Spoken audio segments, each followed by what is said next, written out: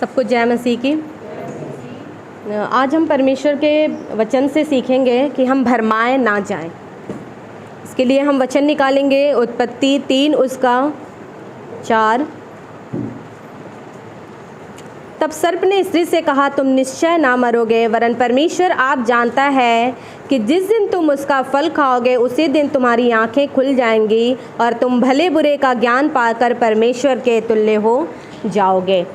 यहाँ पर हम पढ़ते हैं इस प्रकार से कि सांप जब आदम और हवा को परमेश्वर ने बनाया और अदन की वाटिका में रखा था, प्रभु ने उसे सब चीज़ों का वारिस ठहराया था, हर एक चीज़ों पर अधिकार दिया हुआ था। लेकिन फिर भी शैतान सर्प के रूप में आता है और उनसे क्या बातें करता है।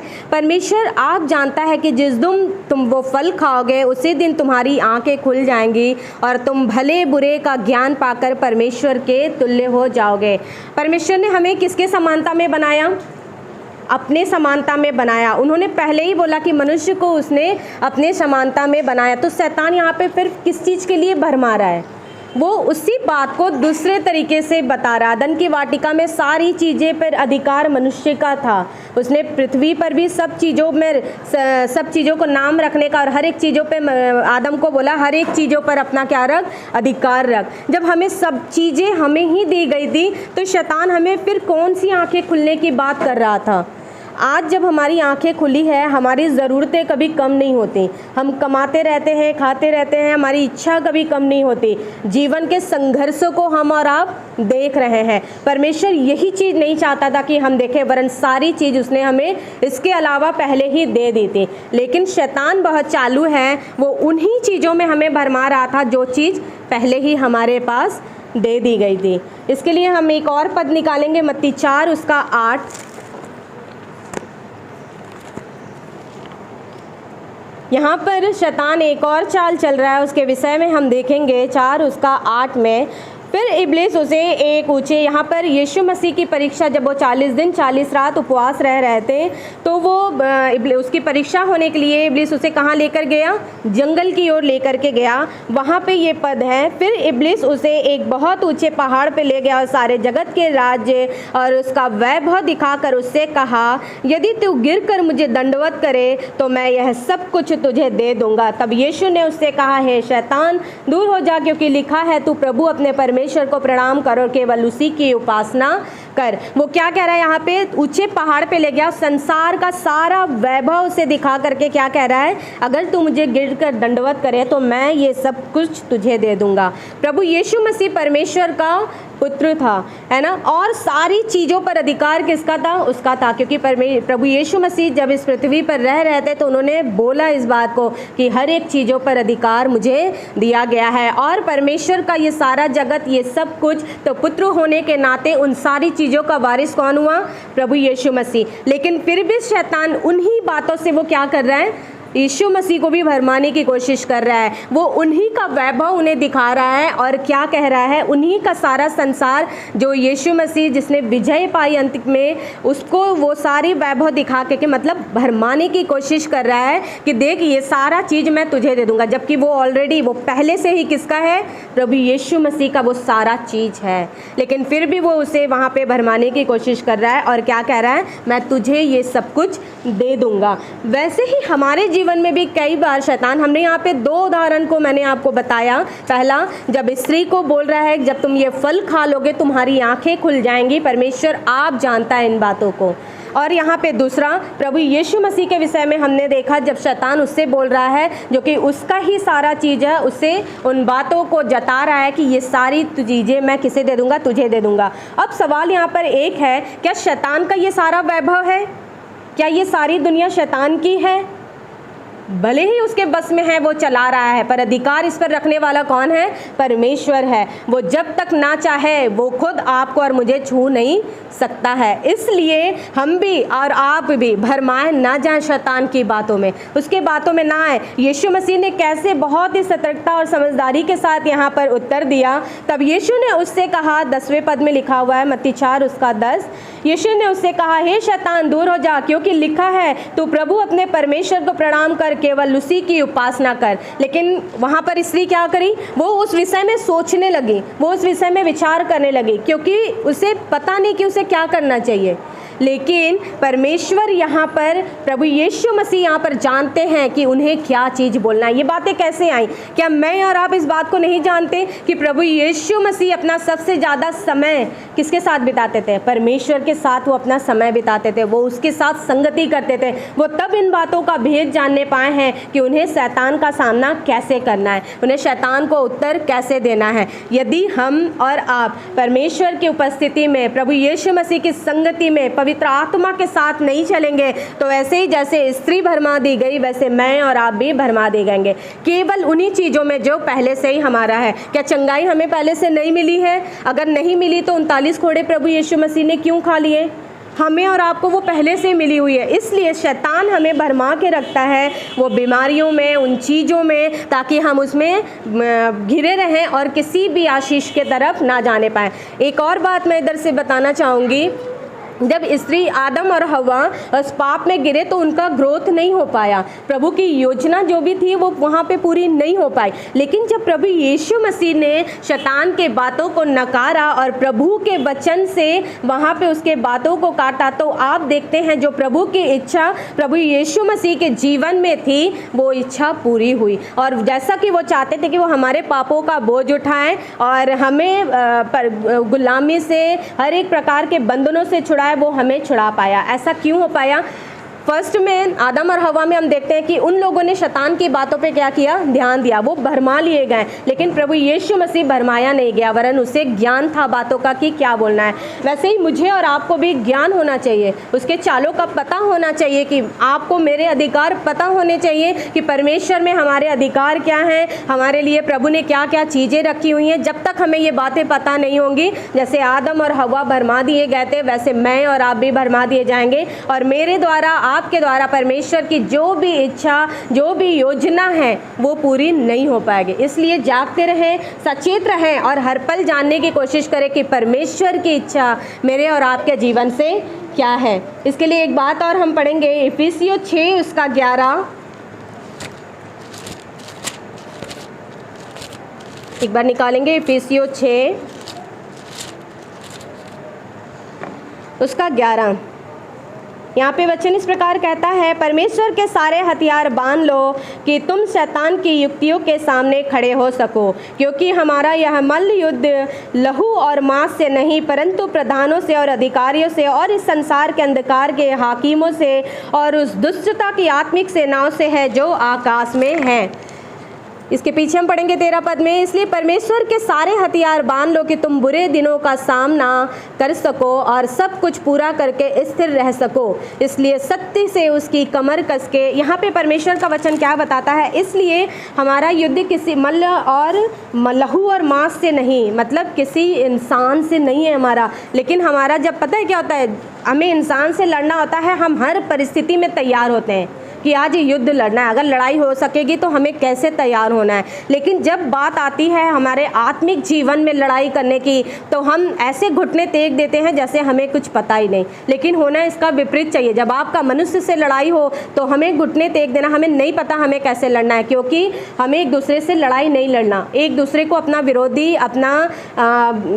विरोधी नहीं जानना है, अपना दुश्मन नहीं जानता है। परंतु हमारा युद्ध किससे है? प्रधानों से और अधिकारियों से और इस संसार के अंधकार के हाकिमों से है, जो दुष्टता की आत्माओं से, आत्मिक सेनाओं से है जो आकाश में है। इस पृथ्वी पर रहने वाले से हमारा कोई भी, इसलिए एक दूसरे को अपना दुश्मन हम कभी ना समझे, कभी नहीं जाने कि ये इंसान या जो भी हमारे आस पड़ोस में है किसी से हमारी दुश्मनी है, तो हमारा एक्चुअल दुश्मन वो नहीं है।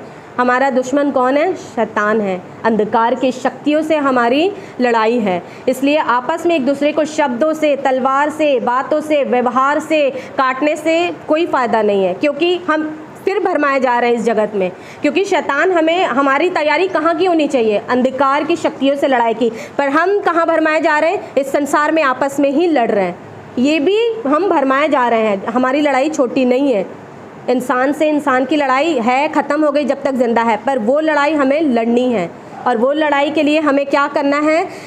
14 पद में लिखा है, इसलिए सत्य से अपनी कमर कसकर सत्य बोलना है, धार्मिकता की झिलम पहनकर धर्मी बने रहना है। और जब तक परमेश्वर को हम, प्रभु यीशु मसीह को अपना उद्धार करता, हमें धर्मी हमारे कामों से नहीं बनते, पर प्रभु यीशु मसीह को अपना उद्धार करता मानने से और उस पर विश्वास करने से मैं और आप धर्मी होते हैं। इसलिए इस बात को हमेशा ध्यान रखें, प्रभु यीशु मसीह पर हमेशा विश्वास करें और उसके वचनों को मानकर चलते रहें, तभी मैं और आप धर्मी बने रहेंगे। इसलिए धर्मी बने रहें और धार्मिकता की झिलम पहने रहें। पाँव में सुसमाचार की तैयारी के जूते पहनकर का मतलब है हमेशा तैयार रहें। जब भी आपके पास कोई नोटिफिकेशन आता है, कोई मैसेज आता है कि आपको प्रेयर करना है, प्रार्थना के लिए तैयार रहें। आपको पता है आज चर्च जाना है, चर्च जाने के लिए तैयार रहिए। आपको पता है आपको घर में संगति करनी है, पड़ोस में जा करके किसी के लिए दुआ करनी है, या आपको नहीं भी पता फिर भी आपके पास कोई आ गया कॉल ऐसा कि आपको प्रेयर करनी है, आप सारे काम छोड़ के उस समय तैयार रहें।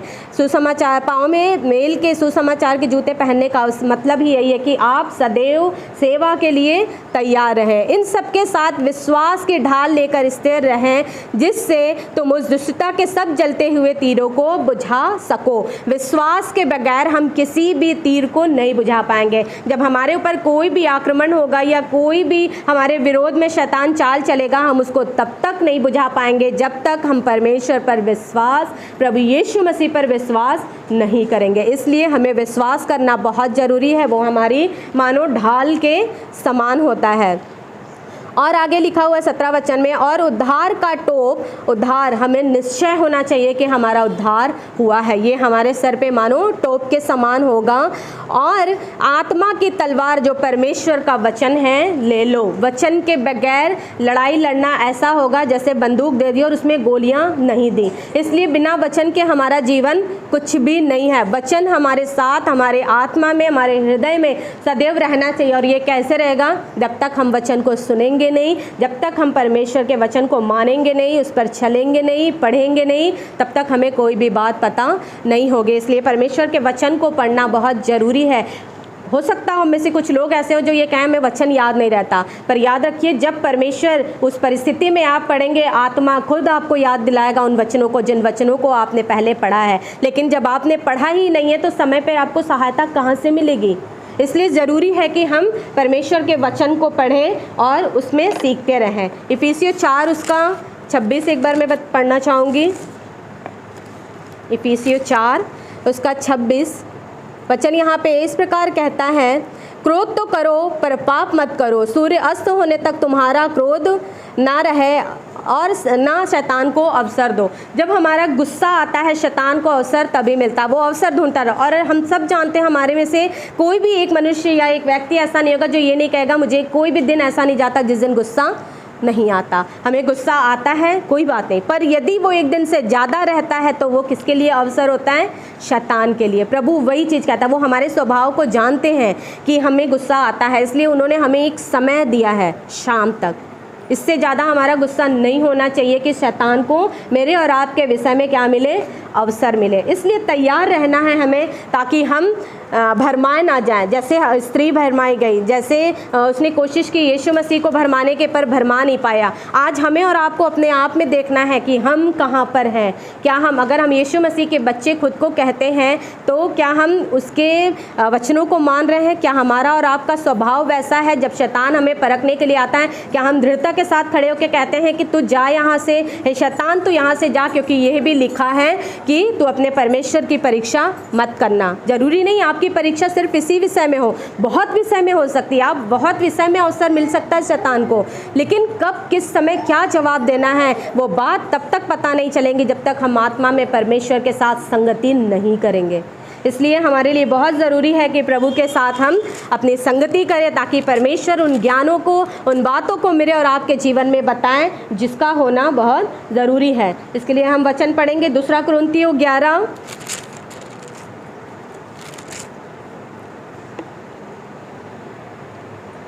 उसका 2 से 3।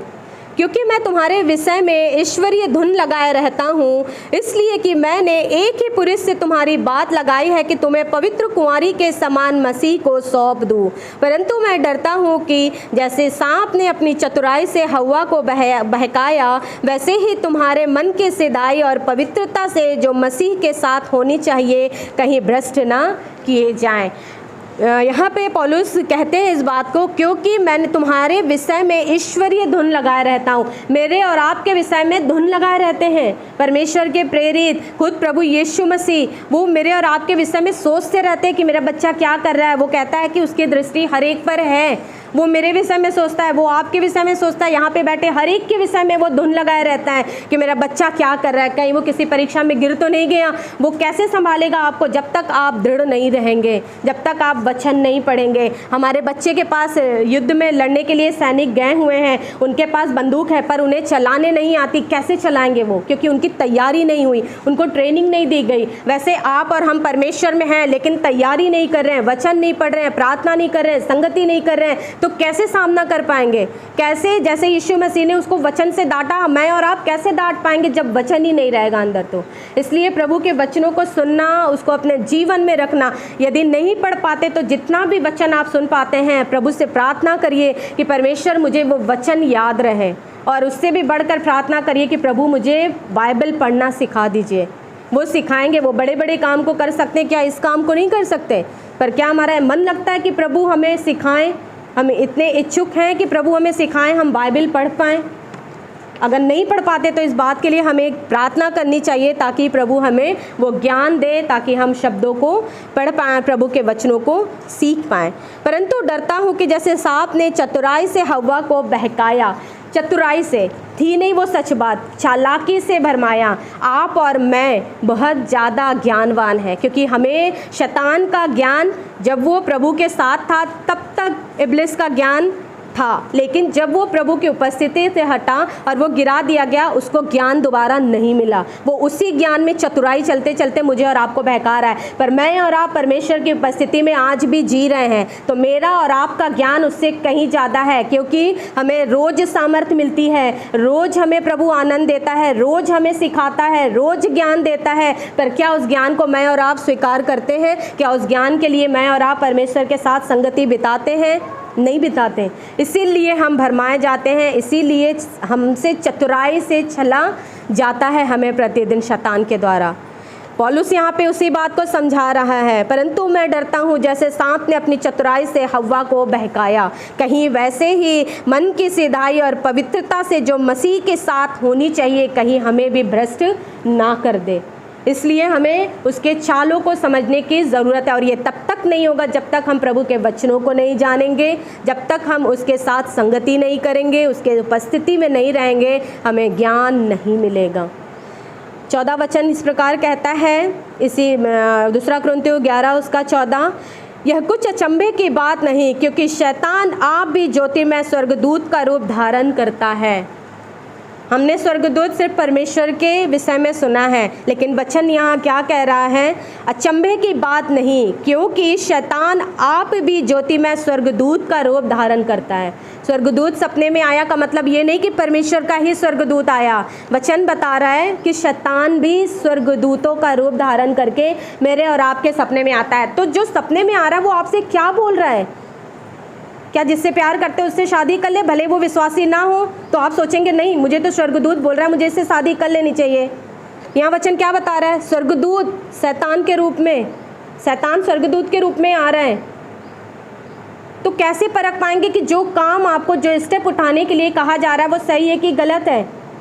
जब तक परमेश्वर की उपस्थिति में नहीं। आपको पता होना चाहिए कि प्रभु कैसे बात करते हैं। आपको पता होना चाहिए कि प्रभु कभी नहीं कहेंगे कि असमान जुए में जूतो। मुझे पता होना चाहिए कि प्रभु कभी नहीं कहेगा अपने पड़ोसी से लड़ो। यदि मेरे सपने में शैतान आया, स्वर्गदूत आया और आके ये कह रहा है तुम्हें तुम्हारे पड़ोसी ने इतना कुछ कहा, तुम्हें भी उसके विरोध में कुछ नहीं तो थोड़ा बहुत बोलना चाहिए, क्या परमेश्वर का स्वर्गदूत ऐसा कहेगा? वो कहेगा सह लो, क्योंकि तुम्हारा युद्ध इससे नहीं है। हमने पीछे वचन में पढ़ा, क्या लिखा हुआ है? तुम्हारा युद्ध लहू और मांस से नहीं है, ये स्वर्गदूत कहेगा। लेकिन अगर शैतान के रूप में जो स्वर्गदूत आएगा वो क्या कहेगा? तुम्हें थोड़ी बहुत कह लेनी चाहिए, या बहुत सी बातों से आपको चतुराई से किसी बात से नहीं, किसी भी बात से भरमा सकता है, पर मेरे अंदर परख होनी चाहिए उस बात की कि जो वो बात बोल रहा है, क्या प्रभु उस बात को कहेगा? क्या परमेश्वर का आत्मा उस बात के लिए मुझे और आपको तैयार कर रहा है? इन बातों की परख हमें तब तक नहीं होगी जब तक हम परमेश्वर की उपस्थिति, उसके वचनों को और उसके बातों का भेद नहीं समझेंगे। एक वचन और पढ़ेंगे हम, 2 कुरिन्थियों 2:11।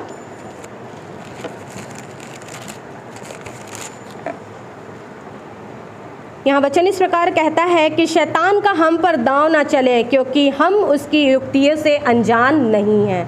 यदि मैं प्रभु के साथ हम उपस्थिति में हैं, यदि उसके साथ संगति कर रहे हैं, यदि उसके वचनों को सुन रहे हैं, तो उसका कोई भी, शैतान का कोई भी दांव हम पर चलना नहीं चाहिए, क्योंकि हमें उत्पत्ति से लेकर के प्रकाशित वाक्य तक बताया जा रहा है कि शैतान कैसे काम करता है। परमेश्वर के दासों के द्वारा, उसके प्रेरितों के द्वारा, उसके लोगों के द्वारा शुरू से लेकर आज तक बताया आ रहा है वो कैसे चाले चल सकता है। एक दूसरे की गवाही हम क्यों सुनते हैं? क्यों कहा जाता है एक दूसरे की गवाही दो? ताकि शैतान आपके जीवन में कैसे काम करना चाह रहा था, कैसे युक्तियां अपना रहा था। हर बातें बाइबल में नहीं लिखी हुई हैं, है ना। बाइबल में पुराने समय की बातें लिखी हुई हैं, शुरुआत में जो आने वाले हैं वो लिखी हुई, पर मेरे और आपके विषय में नहीं लिखी हुई हैं। इसका मतलब क्या मेरे जीवन में शैतान काम नहीं कर रहा? मेरे जीवन में क्या प्रभु काम नहीं कर रहा? या आपके जीवन में काम हो रहा है?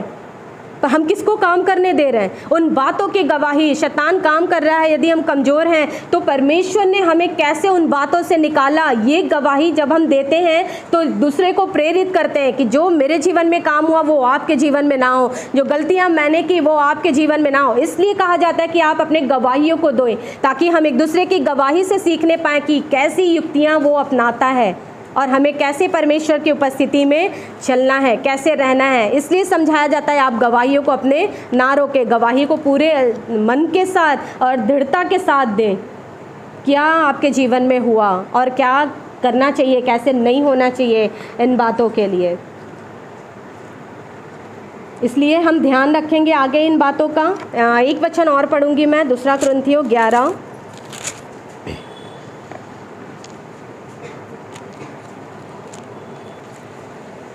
11 का 12। परंतु जो मैं करता हूँ वही करता रहूँगा कि जो लोग दांव ढूंढते हैं उन्हें मैं दांव पाने ना दूँ। जो लोग मुझ में कमियाँ, मुझ में और आप में, खासकर मसीही लोगों में आप देख रहे हैं आजकल लोग कमियाँ ढूंढ रहे हैं कि कैसे इसे अपने जैसा, विश्वासी लोग भी कई बार जो कमी रहती है उनके अंदर, तो वो अपनी कमियों के लिए परमेश्वर से माफ़ी नहीं मांगते, प्रभु से सामर्थ हम नहीं मांगते। हम क्या कहते हैं, मेरे पड़ोस वाले मसीही में क्या कमी है उसको मैं दिखाऊं ताकि उसको अपने समान कर लूं। मुझ में कमी तो है पर देखो तुम में भी ये कमी है। बंद करना है हमें ये सारी चीज़ें। और विश्वासी तो करते हैं पर अब मसीही भी ये बातों को करते हैं, एक में शामिल करने। हम अपनी कमियों को देखें, हमें क्या कमियां हैं। हमें वही मैं कह रही थी ना अभी कुछ देर में पहले, हम पढ़ रहे थे इस बात को कि आपस में भरमा रहा है हमें।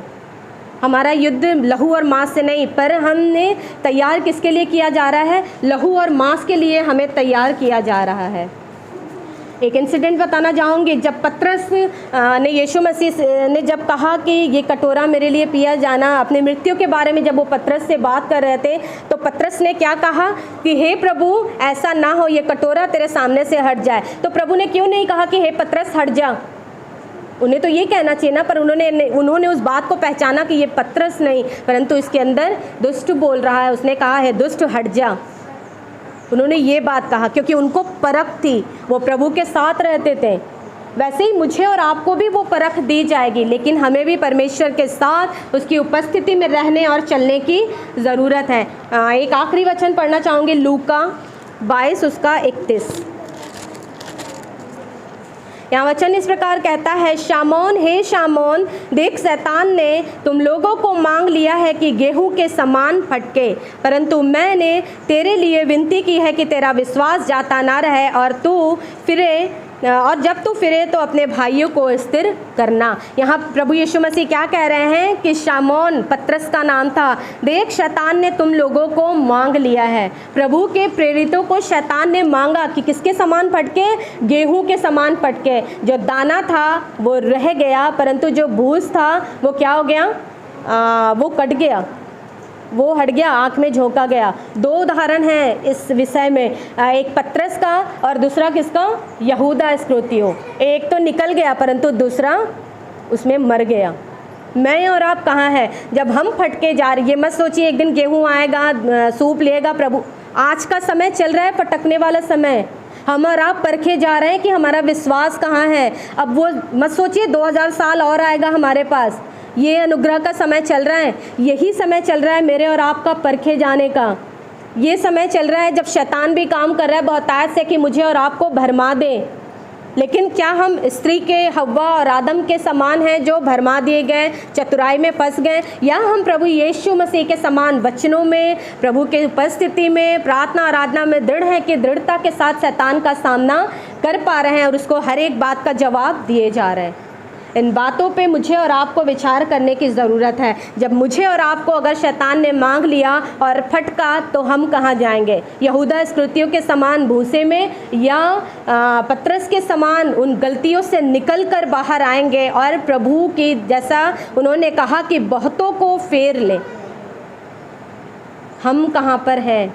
हम कहाँ भरमाए जा रहे हैं? मैं और आप किस परिस्थिति में पड़े हुए हैं? इस बातों पे हमें और आपको विचार करने की ज़रूरत है, जानने की ज़रूरत है। किसी चीज़ पर शक ना करें, खासकर बाइबल के वचनों पर, परमेश्वर पर, क्योंकि ये शक भी शैतान ले आता है। जब परिस्थितियाँ विपरीत होती हैं, जब चीज़ें हमारे अनुसार नहीं होती तो हम कई बार बहक जाते हैं, हमारे अंदर शक आ जाता है, कुछ है भी कि नहीं है। नहीं, सब चीज़ है, पर आप फटके जा रहे हैं। उसमें से निकले हम और परमेश्वर को भाने वाला हमारा जीवन होने पाए। हम अपने परिस्थितियों में, हर एक चीज़ों में विजयी होने वाले होने पाएँ। परमेश्वर इन वचनों से आप सबको आशीष करें।